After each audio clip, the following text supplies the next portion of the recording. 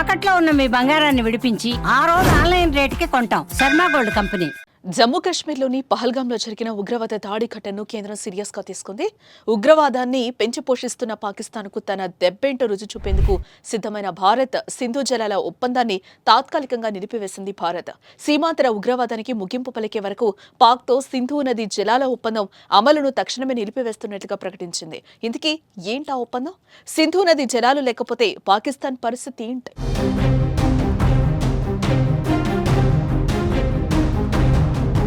ఇరు దేశాల మధ్య విస్తరించి ఉన్న సింధు నది దాని ఉపనదుల జలాలను సాగు కోసం, జల విద్యుత్ వంటి తదితర అవసరాల కోసం వినియోగించుకునేందుకు గాను భారత్ పాకిస్తాన్ 6 దశాబ్దాల క్రితం చేసుకున్న ఒప్పందమే సింధు నది జలాల ఒప్పందం.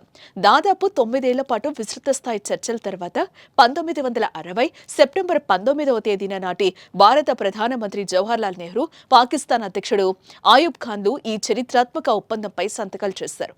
ఈ ఒప్పందంపై ప్రపంచ బ్యాంకు కూడా సంతకం చేసింది. ఒప్పందంలో పేర్కొన్న మేరకు సింధు ఉపనదుల్లో తూర్పు వైపుగా ప్రవహించే రావి, బియాస్, సట్లైజ్ నదులపై భారత్కు హక్కులు దక్కాయి. అలాగే సింధు ఉపనదుల్లో పశ్చిమ దిశగా ప్రవహించే జీలం, చినాబ్లపై పాకిస్తాన్కు హక్కులు లభించాయి. అయితే ఈ నదీ జలాల వినియోగం ఇరు దేశాల మధ్య ఉత్తర ప్రత్యుత్తరాల కోసం ఒక సహకార యంత్రాంగాన్ని కూడా నెలకొల్పారు. ఈ 6 ఉమ్మడి నదులను నియంత్రించే ఒప్పందం ప్రకారం ఎలాంటి ఘర్షణలకు తావు లేకుండా పరస్పర సహకార భావనతో నదీ జలాలను పాక్షికంగా సద్వినియోగం చేసుకుంటూ వస్తున్నాయి.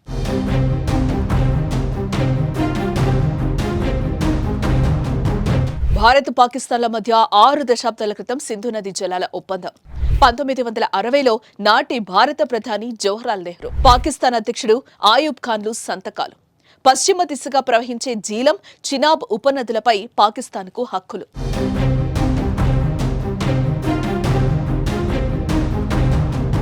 ఇకపోతే గత 6 దశాబ్దాల్లో భారత్ పాక్ల మధ్య యుద్ధాలు జరిగినా, పలుమార్లు ఉద్రిక్తతలు నెలకొన్నా సింధు జలాల ఒప్పందం అమలుకు అవేవీ అడ్డురాలేదు.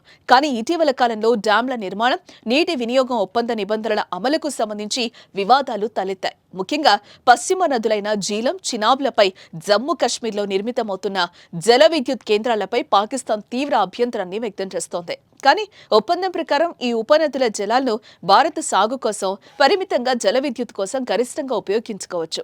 అయినా కిషన్ గంగా, రాట్లే ప్రాజెక్టులపై పాకిస్తాన్ వివాదం లేవనెత్తి మధ్యవర్తిత్వ కోర్టును ఏర్పాటు చేయాల్సిందిగా ప్రపంచ బ్యాంకును కోరింది. ఏ వివాదాన్ని పరిష్కరించుకోవడానికి ఓ కమిషన్ను ఏర్పాటు చేసింది.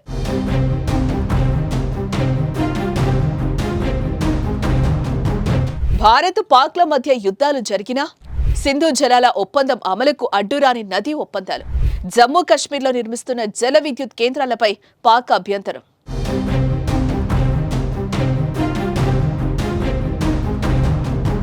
ఇక సింధు నది జలాల పంపిణీ ఒప్పంద నియమ నిబంధనలపై పునఃసమీక్ష జరపాల్సి ఉందని భారత్ కొంతకాలంగా డిమాండ్ చేస్తోంది. 1960లో ఒప్పందం కుదిరిన నాటికి ఇప్పటికీ 2 దేశాల జనాభాలో తాగు, సాగునీటి అవసరాల్లో చాలా మార్పులు వచ్చాయని, పర్యావరణ, భౌగోళిక, రాజకీయ పరంగా కూడా మార్పులు చోటు చేసుకున్నాయని గుర్తు చేసింది. వాటిని పరిగణలోనికి తీసుకుని ఒప్పందాన్ని సమీక్షించాల్సి ఉందని భారత్ స్పష్టం చేసింది. అయితే దీనిపై పాక్ మాత్రం వ్యతిరేకత వ్యక్తం చేస్తూ వస్తోంది. ఈ పరిణామాల వేళ తాజాగా పహల్గాం దాడితో ఏ ఒప్పందం అమలును భారత్ నిలిపివేస్తూ కఠిన నిర్ణయం తీసుకుంది. దీంతో ఈ జలాలపై ఆధారపడి ఉండే పాకిస్తాన్కు ఇది పెద్ద సమస్యనని, నీరు లేక పాకిస్తాన్ ఎడారిగా మారుతుందంటూ నిపుణులు అభిప్రాయం వ్యక్తం చేస్తున్నారు.